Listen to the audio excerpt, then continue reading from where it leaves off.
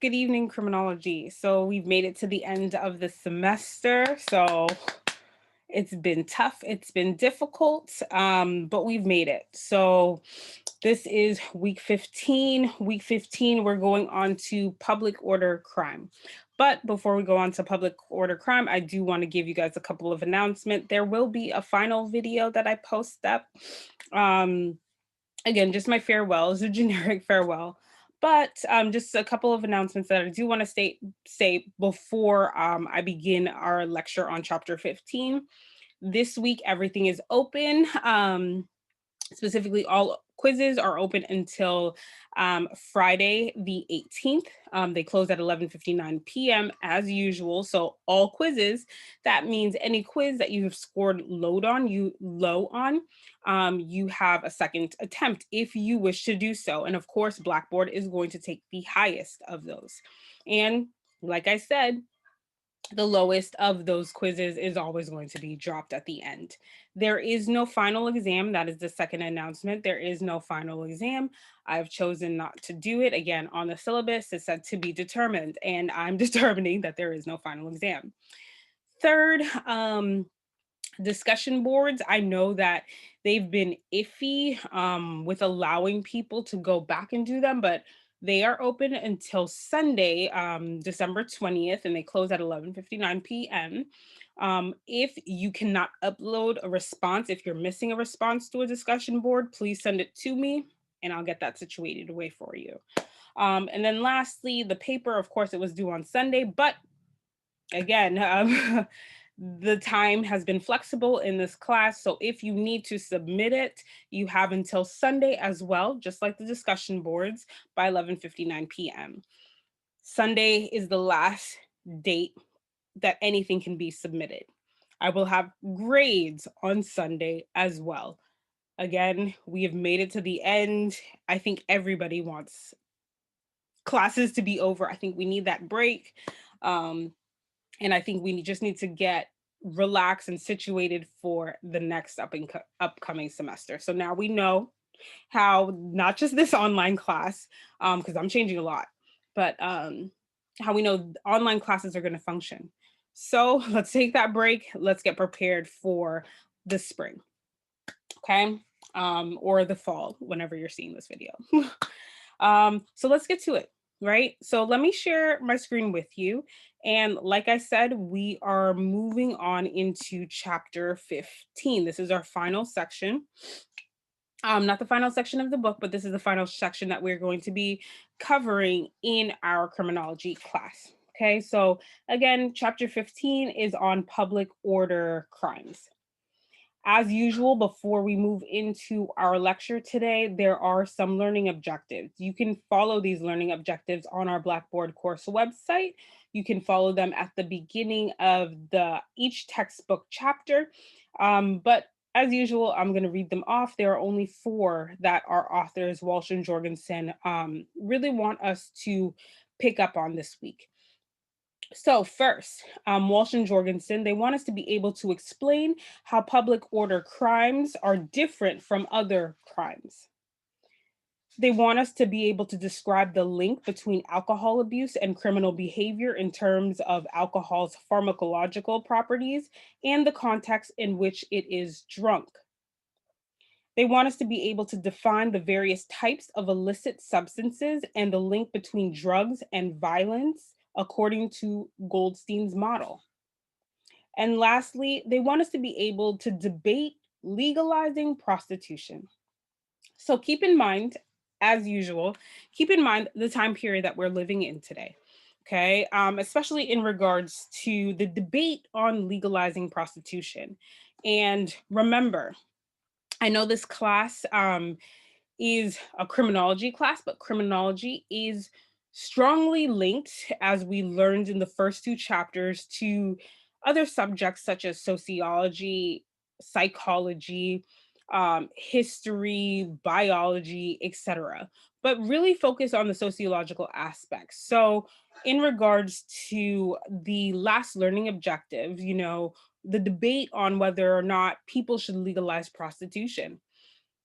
Think of some of the things that are normal today that wouldn't have been normal a decade ago, 2 decades ago, etc., especially due to technology. So, one thing that comes to mind, and instantly, the debate on legalizing prostitution. Does prostitution only have to be, usually, at least when I was growing up, and my mom used to take me down to Boston, we would see people who worked in that field. And yes, prostitution is a type of work. I'm a sociologist, so it is a type of work, as long as there's an exchange of money going on. Um, so it used to be that, a gentleman, a woman, or somebody who defines themselves as other would just kind of hail someone. Um, and then the exchange would happen. Today, it doesn't necessarily need to happen that way and that face to face, right? Because of technology, now I can, you can find someone online. Okay. Does that change the definition of prostitution, etc.? Keep that in mind. Okay. Because is prostitution legal in some countries and not? Yes. And we will go over that. So let's get into it. Okay. What are public order crimes? So, public order crimes are a smorgasbord of offenses, some of which have been variously called vice offenses, consensual offenses, victimless crimes, or even nuisance offenses. Okay. Public order crimes are of the moving target type. So their legality really depends on the place and the time that these things are occurring. So, for example, prostitution in the state of Nevada, drugs in the country of Amsterdam, gambling in London. Okay. These are legal. Okay. So that's what I mean by public order crimes are of the moving target type. Okay. All public order offenses cause some kind of social harm, but whether or not criminal justice resources should be applied is debatable.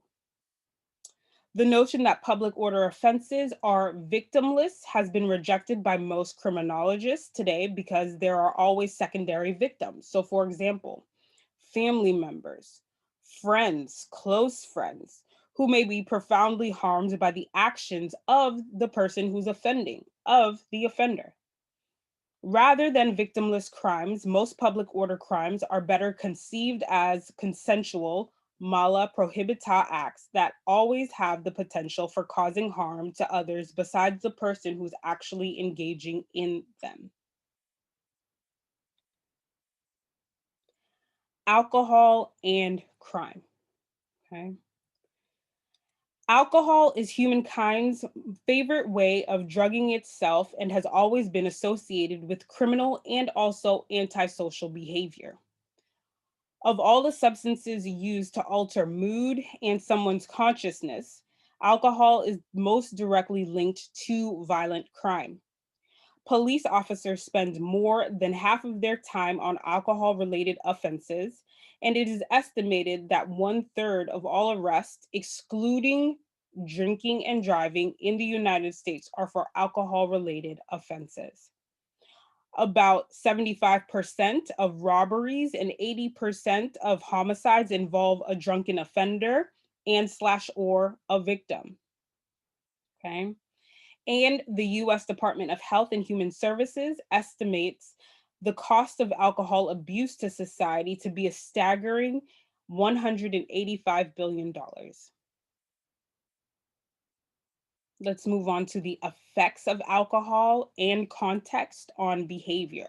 So, pardon for that subtitle being in black, it's supposed to be in white, but it says the effects of alcohol and context on behavior. Okay.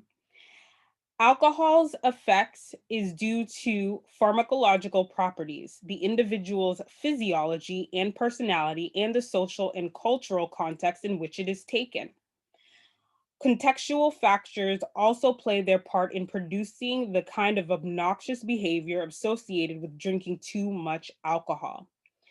Cultural factors play their role in alcohol/crime relationships. Two such major cultural factors are defining a drinking occasion as a timeout period in which controls are loosened from usual behavior and a willingness to hold a person less responsible for their actions when drinking than when sober by attributing the blame to alcohol. Furthermore, it reduces the inhibiting neurotransmitters and thus reduces impulse control. In some social contexts, drinking may lead to violence, but not in others. Continuing on with alcohol and crime, let's move on to binge drinkers. Okay, so this is actually the most common form of alcohol abuse. Most of you should know that. I'm not saying that you guys are alcoholics, but with experiences, you guys are of the college age. Um, I've experienced it, I'm not going to say personally or not personally, but it is the most common form of alcohol abuse. So, binge drinking is officially defined as drinking 5 or more drinks within a 2-hour period. This pattern of drinking brings a person's blood alcohol content, so back.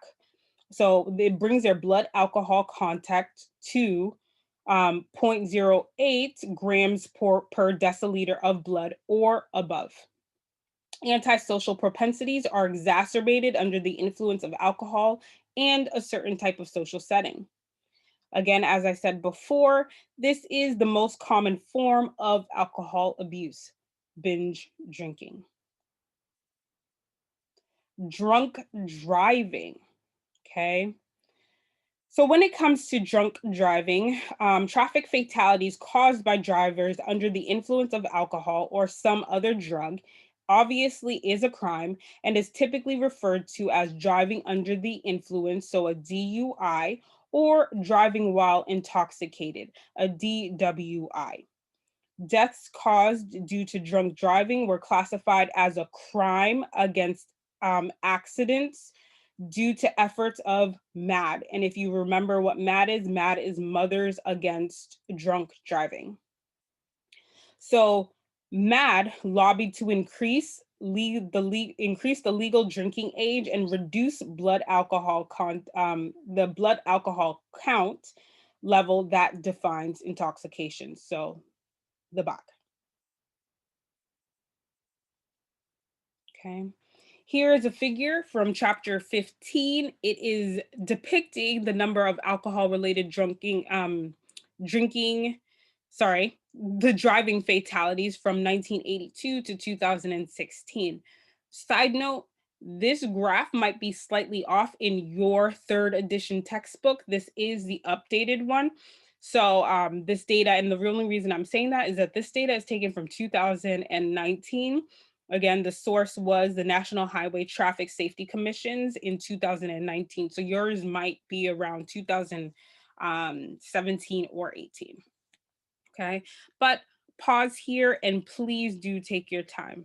Also, if there's any background noise, obviously I'm in like a more comfortable place to record. This is my bedroom, so pardon any background noise that you might hear. It is the morning and I do have people waking up. Okay, so pause here.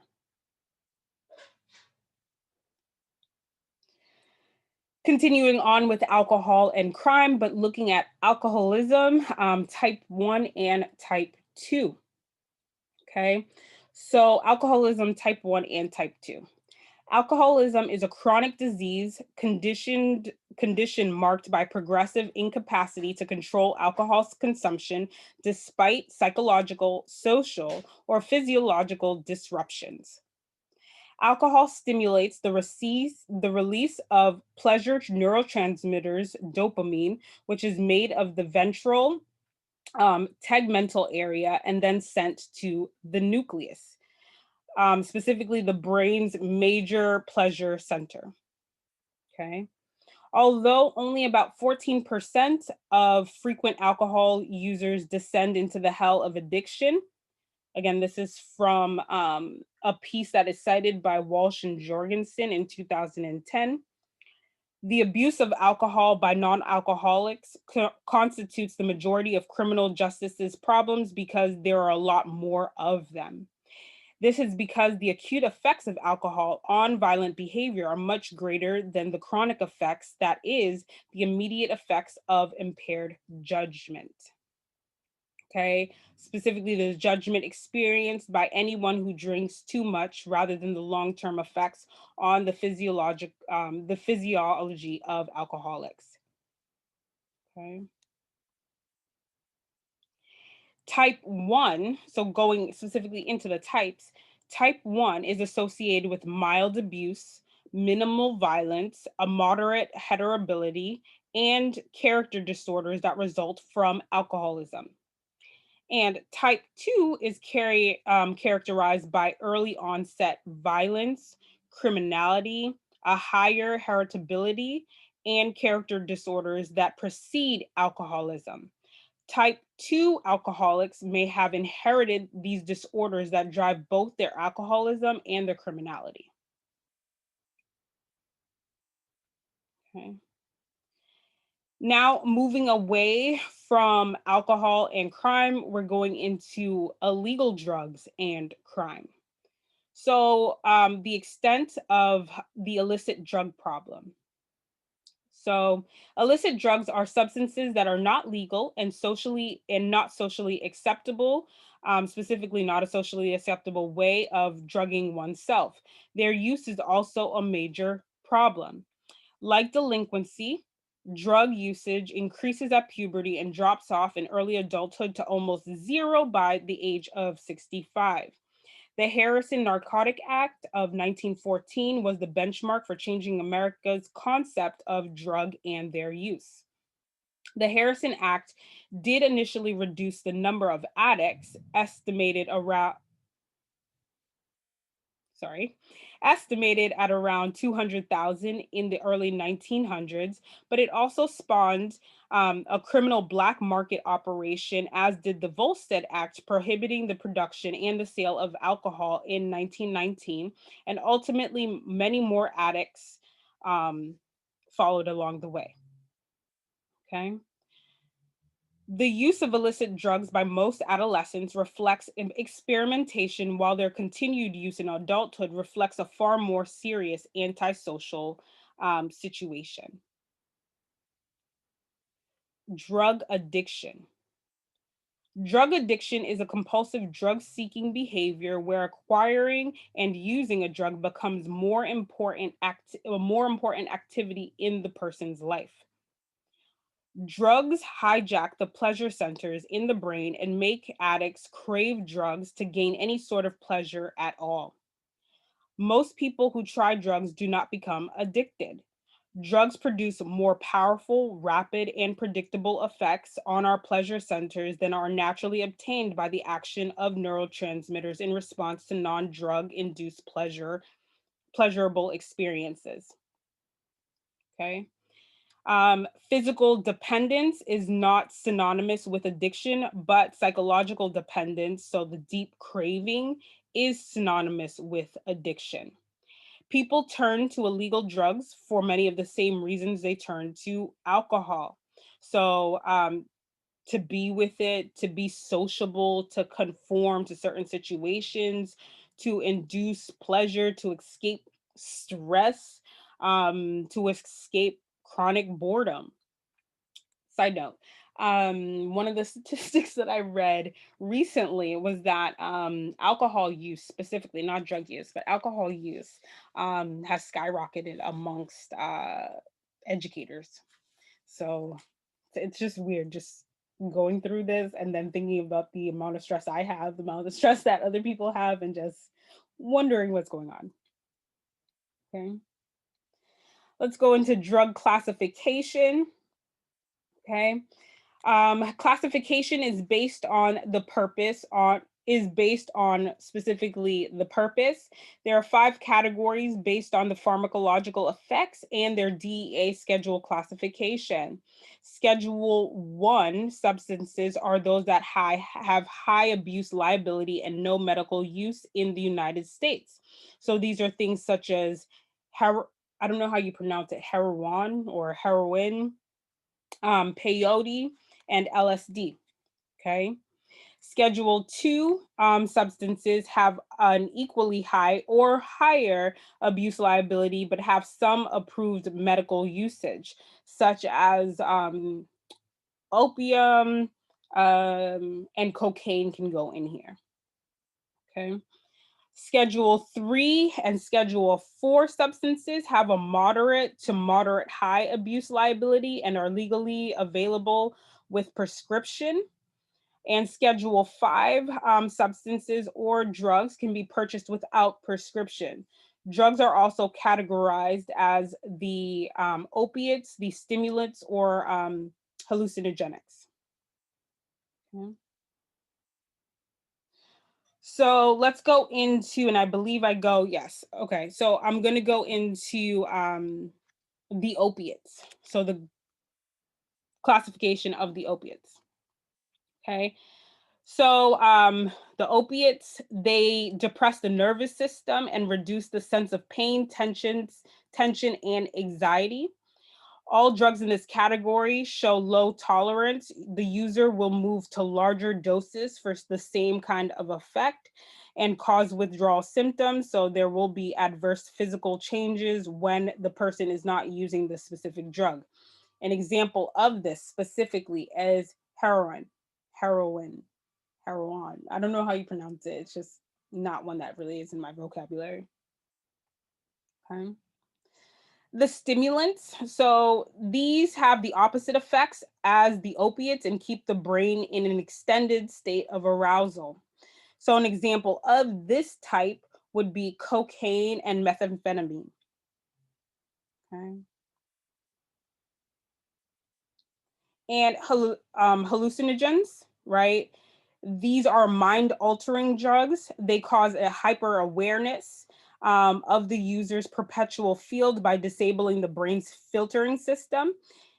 This flood of stimuli sometimes mimics psychotic like behavior. So, an example of this would be what is it? LSD. Okay, because LSD produces rapid tolerance and may cause psychological dependence. Um, Lastly, the opioid epidemic refers to the large intake of illegal opioids such as heroin and legal ones such as fentanyl. Commonly prescribed opiates that often lead to deadly overdoses are oxycodone and hydrocodone. The drug slash violence link. Okay. Systematic violence is that it's specifically associated with the business of growing, processing, transporting, and selling of drugs. Economic compulsive violence is that associated with efforts to obtain money to finance the high cost of illicit drugs. And pharmacological violence is that induced by the pharmacological properties of the drug itself. But what causes drug abuse? Drug abuse is a retreatist adaptation of those who have failed in both the legitimate and illegitimate world. So the legal, the worlds we kind of live in, and the underground. Okay. Um, as as economic opportunities are shrinking for the uneducated and unskilled, drug dealers are making use of this demoralized, disorganized, and politically powerless underclass. Think of today. Okay. Does drug abuse cause crime? Okay. Illicit drug abuse is strongly associated with criminal behavior. There seems to be a reciprocal feedback nature of the drug slash crime connection. There are 3 possible explanations for the connection between drugs and crime. So, drugs can cause high rates of offending. High rates of offending can cause drug use, and there is no causal connection between certain individuals that are predisposed to high levels of involvement in drug and in crime. Drug abuse and harm reduction. The war on drugs, and you will oftentimes hear this, right, causes more harm than it actually prevents it. Most countries have abandoned their war on drugs and reverted to harm reduction policies. We in the United States are still fighting a war on drugs.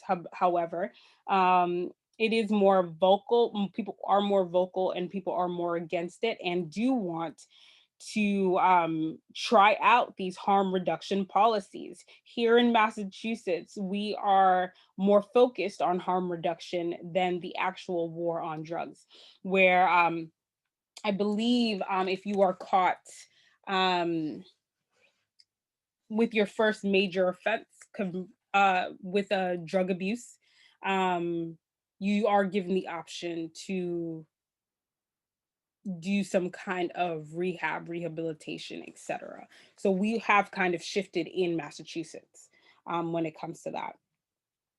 Harm reduction refers to policies, programs. Hold on just a second. So harm reduction policies refers to policies, programs, and practices that reduce harms associated with the use of psychoactive drugs in people unable to stop their own consumption. It focuses on the prevention of harm rather than that of the use of the drug. The object is to minimize the harm done by legalizing the drug so that criminal elements no longer can control the actual market. Now, prostitution and commercialized vice. Okay. Prostitution is as old as the species. The FBI defines prostitution and commercialized vice in such a way as to cover people who sell their sexual services. So, prostitutes, those who recruit, so the procurer, and those who solicit clients for them, so the panderer, and those who house them. While many individuals are coerced into prostitution, others become prostitutes because it is a lucrative business. There are many arguments for and against the legalization of prostitution. Okay. So pause here, although this is not a figure, do pause here and think of this. Think about this to yourself. Okay. Becoming a prostitute. Prostitution is the primary source of income for over 1 million women in the United States, many of whom view sex work as the most financially lucrative option. So, again, just like stripping, which is legal, okay, and a form of sex work, so is prostitution. The most vulnerable girls are those who have experienced high rates of physical, sexual, and emotional abuse at home and who are also abusers. Girls get exploited by producers who frequently take on the roles of fathers, protectors, employers, lovers, husbands, and often drug suppliers, thus making the girls totally dependent on them. But should prostitution be legalized or decriminalized? Harm reduction principles also come into play with the issue of prostitution. The harms associated with prostitution are the spread of sexually transmitted infections, exploitation of women, human trafficking, and the close relation with the drug market and criminality. Legality makes prostitution taxable and functional, specifically in terms of the profession. Such an attitude, however, ignores the important functional role of morality to society and has a risk of increased human trafficking, specifically from poorer countries. An example of this would be Holland. Okay. Decriminalization simply means the removal of laws against prostitution without imposing regulatory controls on it. It saves taxpayers money by not expending it on arresting, prosecuting, and punishing women, most of whom are in the business because they are forced into it or don't see any other type of option. An example is that specifically in the United Kingdom, in the UK, women are not penalized for selling sexual favors, but all third party activities are criminalized. Okay. So, simple chapter, simple way to end the semester. And that is chapter 15 for you guys. Okay. So, yeah, so you have the announcements. Those were at the beginning of the lecture. And yeah, let me upload this. So I will see you guys in the last video. Bye.